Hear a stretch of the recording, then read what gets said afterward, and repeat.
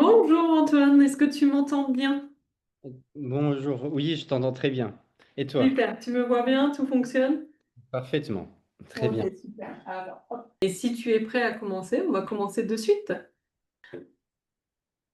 Alors, bienvenue à toi dans cette interview de comment je gère le stress en tant qu'entrepreneur. Donc, je me présente rapidement pour ceux qui nous écoutent et qui nous regardent. Donc, je suis Sandra, coach en performance. J'accompagne les entrepreneurs donc à mieux gérer leur temps, leur stress et leurs émotions afin de les aider à développer leur activité sans s'oublier au passage. Mais bon, on n'est pas là pour parler de moi aujourd'hui, on est vraiment, aujourd'hui, on est venu parler d'un sujet que tous les entrepreneurs connaissent très, je dirais même trop bien, le stress. On est surtout comment on peut apprendre à le gérer sans exploser en plein vol. Donc pour ça, j'ai vraiment l'honneur et le plaisir d'accueillir Antoine, qui a accepté donc de partager avec nous sa propre expérience, sa réalité du quotidien et ses astuces pour naviguer justement dans sa vie professionnelle qui est souvent très intense. Donc Antoine, je te laisse te présenter rapidement. Pour commencer, si tu peux me dire en quelques mots un petit peu ton parcours, ton domaine d'activité et depuis combien de temps tu es entrepreneur? Alors bonjour Sandra, je te remercie tout d'abord de m'accueillir aujourd'hui pour cette interview. Je m'appelle Antoine Saintot, je suis dans l'immobilier depuis 17 ans. J'ai commencé comme mandataire immobilier et j'ai fondé et je dirige aujourd'hui le réseau IDLR depuis plus de 10 ans. C'est un réseau qui est jeune, dynamique, que j'ai développé pour accompagner les entrepreneurs de l'immobilier. Super. Qu'est-ce qui t'a donné envie de te lancer en tant qu'entrepreneur? Qu'est-ce qui t'a donné envie de te lancer dans l'entrepreneuriat, j'ai envie de dire? Qu'est-ce qui m'a donné envie de me lancer dans l'entrepreneuriat? En fait, je me suis lancé un peu par hasard. À l'époque, ma maman, qui était mandataire immobilier, a eu un souci de santé. J'ai quitté mon travail à l'époque, j'étais commercial pour l'aider. J'ai découvert un métier qui m'a passionné, c'est comme ça que que j'ai plongé dans l'entrepreneuriat. Ok, super. Et quand tu t'es lancé, est-ce que tu t'attendais à vivre du stress? Est-ce que le stress, tu l'as découvert dès le début et tu t'y attendais, ou est-ce que tu l'as découvert un peu en avançant? Alors oui, je m'y attendais parce que ayant une maman qui était déjà indépendante et dans l'immobilier, je me doutais du stress. D'être mandataire immobilier, c'est l'ascenseur émotionnel. Donc effectivement, je l'ai découvert en cours de route. Après, on a le stress en tant que mandataire, mais en tant que gérant de société, on a plus de responsabilités. C'est la gestion d'une équipe et c'est clairement intensifié quand je suis devenu gérant de cette structure. Et quel ont été pour toi, en fait, le moment le plus stressant au début de ton parcours? Est-ce que c'était, par exemple, l'administratif, la charge peut-être mentale, la solitude, les finances, l'équilibre vie pro-perso? C'est quoi le point? Alors tu l'as très bien dit, Sandra. Pardon, Sandra, on a été coupé. Non, il n'y a pas de souci. Excuse-moi. Tu l'as clairement dit. Bah, en fait, il y a peut-être effectivement, je me suis retrouvé un peu seul par rapport aux équipes que j'avais montées. Donc, j'ai dû me mettre un peu à l'écart pour me canaliser, me concentrer. Mais je trouve que le plus pesant au départ, ça a été l'administratif. Clairement, c'est pas du tout mon domaine. À la base, je suis quelqu'un de terrain. Il y a aussi une forte charge mentale qui en est ressortie. Je suis également quelqu'un d'hyperactif, donc de rester canalisé dans un bureau, d'être moins à l'extérieur, ça a été compliqué à gérer. Et puis l'équilibre entre le pro et le perso. Souvent, le pro prend le pas sur le perso. Alors, en gros, j'avais trop de casquettes et il y a un moment, c'était pas simple et je ne savais pas déléguer à l'époque. J'ai dû l'apprendre. Et comment tu as réagi justement face à ce stress à l'époque? Est-ce que tu as eu des stratégies où tu t'es laissé souvent déborder? Comment tu as fait? Alors, à l'époque, je parle bien à l'époque, je décompressais comme je pouvais, c'est-à-dire que j'allais avec mes collègues au café. J'étais fumeur de cigarettes, donc je fumais, je bricolais un petit peu le week-end, c'était un peu mes moyens de décompresser. C'était des solutions, je dirais, de surface, mais qui m'aidaient à relâcher un petit peu. Est-ce qu'il y a eu des moments où tu t'es senti au bord du craquage, où vraiment tu t'es dit, là tu ressens un découragement?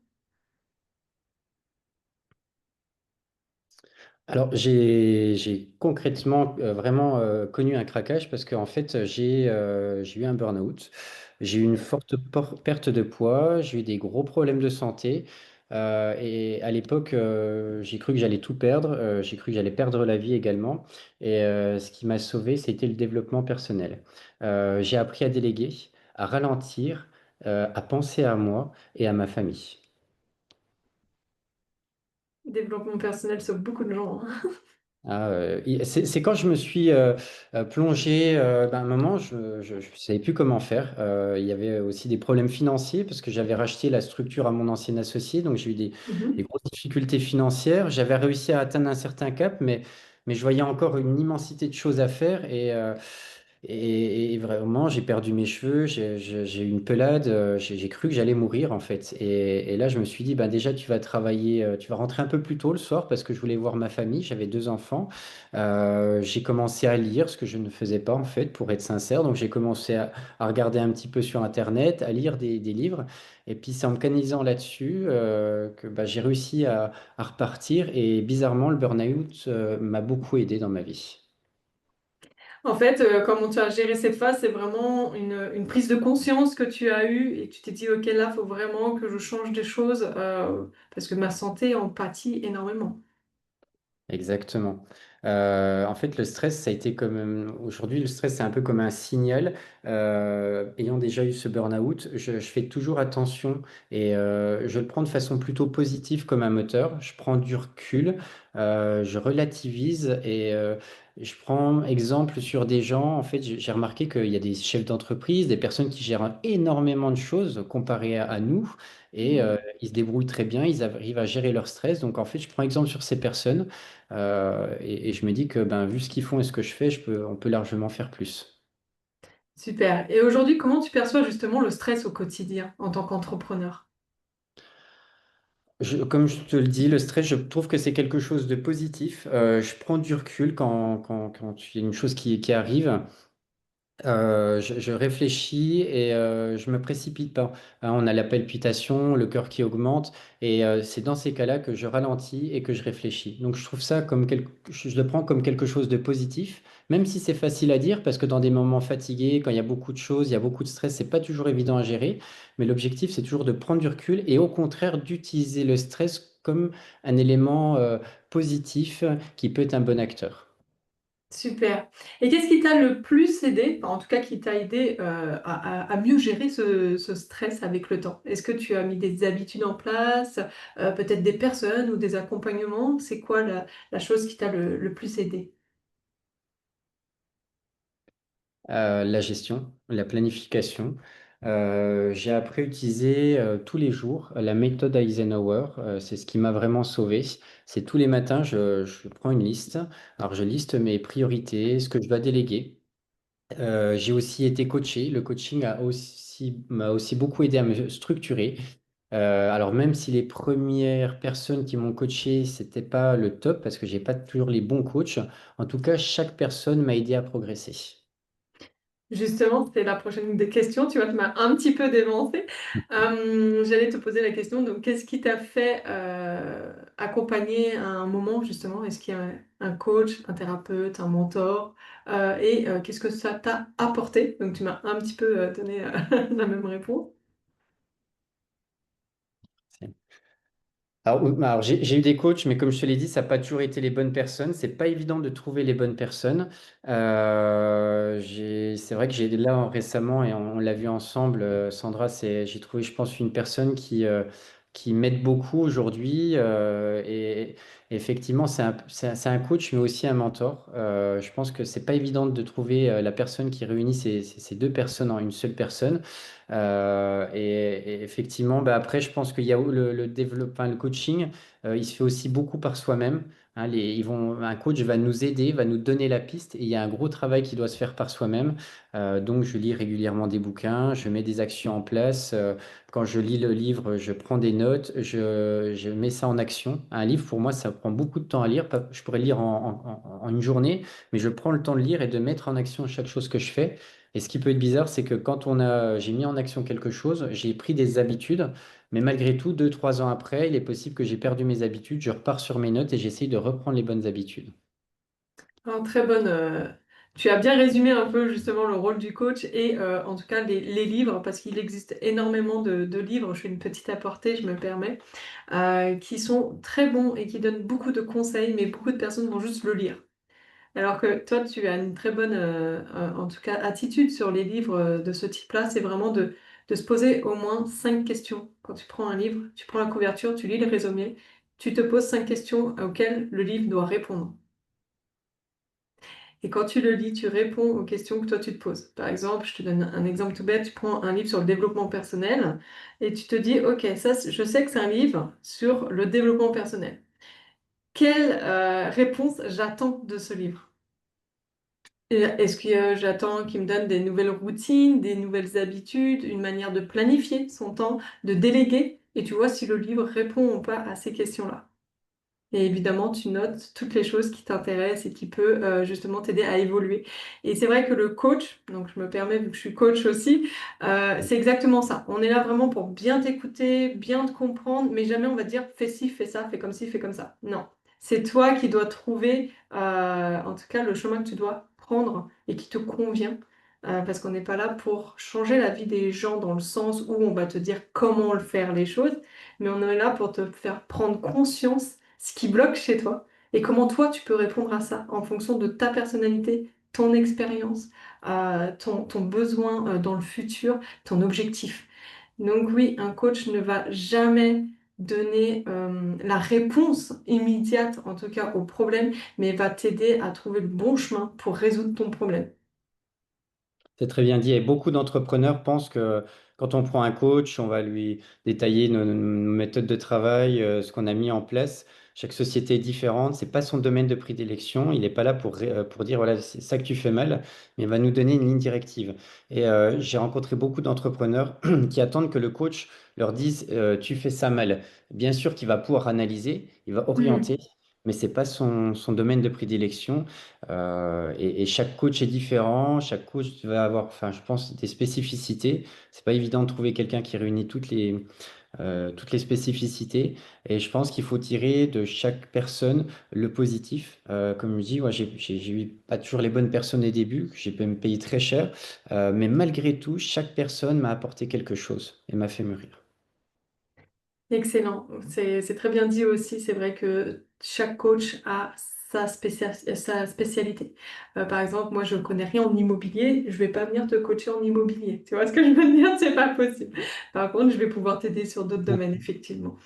C'est bien dit. C'est pour ça que quand quelqu'un, enfin quand vous recherchez un coach, vraiment, il faut être clair sur quel problème vous voulez résoudre. Parce qu'il existe des coachs en plein de domaines différents, que ce soit pour les managers, pour les entrepreneurs, pour la gestion du temps, pour le sport, pour l'alimentation. Donc, il faut être clair sur ce qu'on recherche. Sinon, le C'est coach très bien dit. Si peut tu as besoin d'un te... coach en immobilier, je pense que je suis pas mal dans le bon. C'est vrai que c'est important d'être clair sur son domaine et de savoir vraiment ce qu'on recherche. Ok, quelles sont les routines, méthodes, en tout cas que tu as mis en place pour rester justement aligné et garder ton énergie au quotidien? Est-ce que tu pratiques du sport, de la respiration, donc la planification, comme tu m'as dit, pour t'aider à déléguer? Est-ce qu'il y a des pauses de déconnexion? Quelle méthode tu utilises en tout cas au quotidien pour rester aligné? J'essaye d'avoir une énergie maximum. C'est pas toujours évident parce que ben j'ai pas toujours une très bonne hygiène de vie. Donc en fait déjà ce que je fais c'est je fais du sport tous les jours, 7 jours sur 7. J'essaye 365 jours dans l'année. C'est pas toujours évident parce que des fois on peut être malade, il peut y avoir des petites choses, mais j'essaye de faire du sport en tout cas 7 jours sur 7. Même si c'est que 15 minutes, en général c'est entre 15 et 45 minutes, mais je fais du sport tous les jours. Je pratique la méditation, donc la respiration. Tous les jours également, je médite. Ça me permet d'enlever le stress et je trouve que c'est un moment pour moi, c'est un moment important. Donc c'est une bonne habitude. On a parlé de la planification. Je planifie déjà bah, tous les matins, j'ai ma liste d'Eisenhower, mais tous les soirs, quand je pars du travail, je planifie ce que je vais faire le lendemain. Et puis, bah, ce qui est devenu important, et ça c'est venu du burn-out quand je faisais des heures pas possibles et que je voyais pas ma famille, c'est de rentrer plus tôt. de passer un moment avec ma famille, et puis aussi de prendre des vacances pour se ressourcer. Tout ça, ça me donne de l'énergie dont j'ai besoin. Super. Et si tu pouvais parler à ton toi d'au début, vraiment, avec l'expérience que tu as acquis, j'ai envie de dire, avec le temps, qu'est-ce que tu lui dirais sur le stress et la gestion de la pression? Si je pourrais parler à moi au début, j'aurais beaucoup de choses à lui dire. Déjà, je lui dirais d'être sain dans son corps, parce que c'est la base pour rester sain dans sa tête. Surtout, je lui dirais de prendre du temps pour se former, plutôt que passer son temps à courir après le travail. Se former, l'organisation, c'est ce qui m'a permis de gérer la pression et d'éviter de m'épuiser, en fait. Moi, je lui dirais d'être sain dans son corps et de se former. Super. Très beau message. Quel est le conseil que tu donnerais justement maintenant à un entrepreneur qui vit une période difficile en ce moment?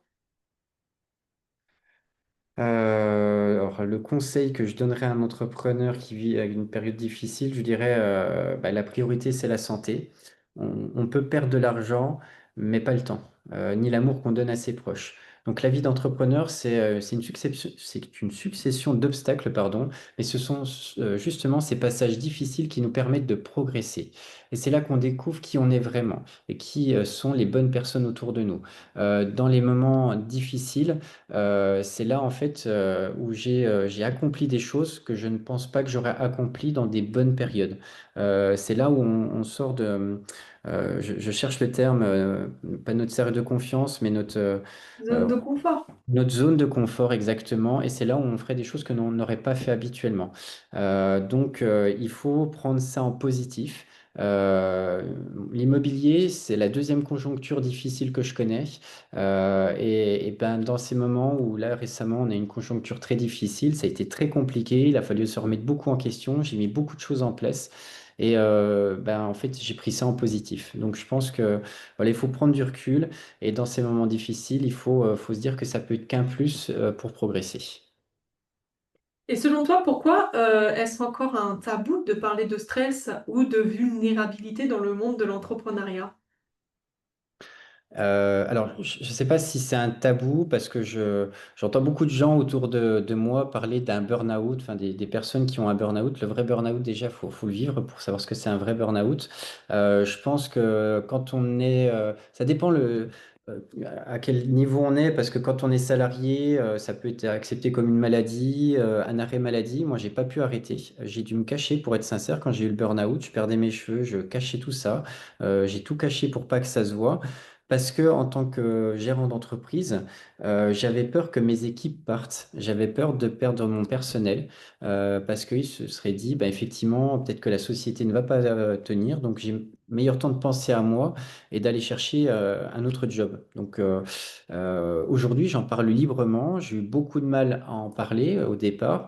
Et effectivement, dans ce moment de stress, j'en ai pas parlé. Dans ces moments de burn-out, j'ai préféré ne pas en parler et au contraire le cacher. Parce que je pense que quand on mène une barque, il faut pas montrer que la personne est en mauvaise santé ou fragile, parce qu'en plus, il y a aussi la concurrence qui peut s'y mettre et profiter de ça. Donc, je pense que c'est tout un tas de choses. Ben, en fait, je pense aussi que c'est très masculin. Si tu dis que c'est difficile d'en parler, les hommes ont beaucoup de mal à parler de leurs faiblesses, qu'une femme aura beaucoup plus de facilité. Ok, super. Et pourquoi c'est important de se faire accompagner selon toi et comment choisir surtout la bonne personne? Alors pourquoi c'est important de se faire accompagner et de trouver la bonne personne? Parce qu'en fait, chaque domaine est spécifique. C'est-à-dire que on a des domaines de prédilection. Donc je pense que c'est important. Moi, je suis bon dans un domaine qui est l'immobilier. Pour le reste, je suis un généraliste. Je vais prendre les bonnes personnes dans chaque domaine pour m'accompagner. M'entourer des bonnes personnes vont m'aider à progresser. Euh, voilà, donc je vais essayer de m'entourer des pros. Il faut trouver des personnes qui sont expérimentées, des personnes qui sont bienveillantes et des gens aussi, je pense que ce qui n'est pas évident entre nous, c'est de trouver des personnes qui ont réussi dans leur activité parce que c'est des exemples qu'on va vouloir suivre derrière. Je pense qu'il faut s'entourer des bonnes personnes parce que chaque domaine, comme on l'a vu tout à l'heure, est spécifique et ces personnes pourront nous faire monter en compétences dans des domaines qui ne sont pas les nôtres, nos domaines de prédilection. Ok, super. As-tu des ressources à recommander? Des livres, des outils, peut-être des podcasts, ou est-ce que tu as vraiment une ressource qui pourrait aider en tout cas les personnes qui nous écoutent ou qui veulent devenir entrepreneurs? Alors oui, comme je te l'ai indiqué, j'ai lu beaucoup de livres de développement personnel. S'il y a des livres que je peux conseiller, celui qui a changé ma vie, c'est La semaine de 4 heures de Timothy Ferriss. Ça, c'est un livre qui a vraiment changé ma vie parce que ça m'a permis de mettre beaucoup d'automatisation et de me libérer du temps pour prendre du temps pour moi. Il y a également le Miracle Morning qui a changé ma vie, qui m'a permis d'apprendre à me lever tôt et à prendre soin de moi. Il y a également The One Things qui m'a rappelé l'importance de se concentrer sur une tâche chaque jour importante. Et puis, tu parles de podcast. En y pensant, il y en a un que j'ai trouvé un super podcast. Je ne sais plus le nom de ce podcast, mais c'est le fondateur de Feed, Anthony Bourbon. Ça dure 20-25 minutes. Je ne sais plus le nom du podcast, mais en fait, il est hyper inspirant, ce mec, parce que c'est quelqu'un qui est venu d'en bas. C'est quelqu'un qui a connu la misère, qui s'est retrouvé dans la rue, dans la pauvreté, et qui a su progresser. Moi, je l'écoute de temps en temps, mais ce podcast, il est vraiment super. Et je trouve aussi qu'Anthony Bourbon, c'est quelqu'un de très inspirant. Donc voilà, je pourrais vous conseiller ces différentes ressources. Super. Et comment toi, dans ton domaine, aides-tu d'autres personnes? Elle n'est pas évidente, celle-là. Alors non, au contraire, moi, en fait, en tant que gérant de ce réseau, j'accompagne des mandataires qui sont eux-mêmes entrepreneurs. Donc, on est tous les deux entrepreneurs. Enfin, on est tous entrepreneurs. Je leur partage mon expérience parce que ben, j'ai fait de l'immobilier depuis un moment. Donc, souvent, j'ai plus d'expérience qu'eux. J'ai ma maman qui exerce les métiers de mandataire, qui est dans l'immobilier depuis une trentaine d'années. Donc, on va leur partager notre expérience.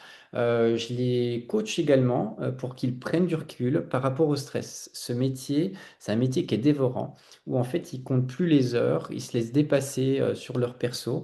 Et à chaque fois, je leur rappelle l'importance de prendre soin d'eux, de structurer leur temps, qu'ils soufflent un peu. On a également, moi j'ai 7 personnes qui m'accompagnent, mais qui accompagnent aussi mes équipes. Ça va être un community manager, un comptable, un juriste, un designer, qui vont les accompagner tout au long de leur activité. Donc on les soutient au quotidien pour qu'ils montent en compétences. Et en fait, plus ils grandissent, plus ben, on va tous y gagner parce que plus ils vont réaliser de chiffre d'affaires, plus nous on va gagner d'argent. Et je leur rappelle qu'en fait, l'entrepreneuriat, je leur dis, voilà, il y a le sprinter et le marathonien. Ben, l'entrepreneuriat, souvent, beaucoup se lancent. Dans les 3 premières années, il y a beaucoup de casses et beaucoup qu'arrêtent parce qu'ils se mettent à fond, c'est des vrais sprinters. Sauf que ben, l'objectif d'un entrepreneur, c'est de tenir sur la durée. Donc, j'essaye de leur donner des conseils pour tenir sur la durée. Super. Et où peut-on te suivre ou te retrouver, en tout cas, découvrir un petit peu de ton travail? Alors, je suis principalement sur Facebook, donc il faut surtout pas hésiter à venir liker ma page. On a également une chaîne YouTube, c'est IDLR, le réseau IDLR Immobilier. Donc, je vous invite à venir sur Facebook et je fais régulièrement des posts et vous pourrez me suivre avec grand plaisir. Donc moi, avec grand plaisir, je mettrai justement dans la description de la vidéo ou dans les commentaires, selon comment je vais partager la vidéo, je mettrai directement ton lien, comme ça on te retrouvera facilement et on pourra directement te suivre en tout cas donc sur Facebook et sur YouTube. Avec grand plaisir. Je te remercie, Sandra. Si tu avais un petit mot de la fin à nous partager, en tout cas à tous ceux qui nous écoutent en tant qu'entrepreneurs ou futurs entrepreneurs et qui veulent avancer sans s'épuiser, ça serait quoi le mot de la fin pour toi? Ce que j'ai envie de dire, c'est n'attendez pas de toucher le fond pour vous remettre en question. Prenez du recul, entourez-vous des bonnes personnes, formez-vous en continu et surtout respectez votre énergie. On peut être ambitieux sans s'oublier. L'entrepreneuriat, c'est une aventure humaine avant tout. Et dans cette aventure, le plus beau défi, c'est de rester aligné avec soi-même. Magnifique. C'était vraiment un très beau mot de la fin, en tout cas, que je partage aussi. C'est vrai que avancer sans trop courir, parce que parfois on est un peu impatient, on veut tout tout de suite, mais ça prend un certain temps et il faut réussir à continuer après derrière. Donc ouais, ménagez-vous, prenez du recul, comme tu l'as bien dit, et gardez une énergie assez constante. Évidemment, il y a des hauts et des bas dans la vie de tout le monde en tant que pro, perso. Mais il faut pas que ça nous ruine, en tout cas. Donc, hyper important de garder un petit rythme assez régulier et tenir sur la longueur. Très beau message. Merci beaucoup, Sandra. Eh ben, écoute, je te remercie en tout cas, Antoine, pour ce partage, pour ta contribution et d'avoir en tout cas répondu à mes questions. Donc, comme je l'ai dit, je laisserai tes liens directement en dessous la vidéo ou dans le premier commentaire pour qu'on puisse te suivre, en tout cas, et te découvrir un peu ce que tu fais. Euh, Et puis voilà, je crois qu'on a fait le tour des questions. Bah, écoute, je te remercie énormément d'avoir répondu à cette interview. J'espère qu'elle aidera énormément de monde. Si vous avez des questions, n'hésitez pas à laisser vos questions dans les commentaires ou même m'envoyer en message privé. On y répondra avec grand plaisir. Et puis, on vous souhaite en tout cas une excellente journée à vous. Merci, à bientôt, merci À beaucoup. bientôt! À bientôt, salut, merci.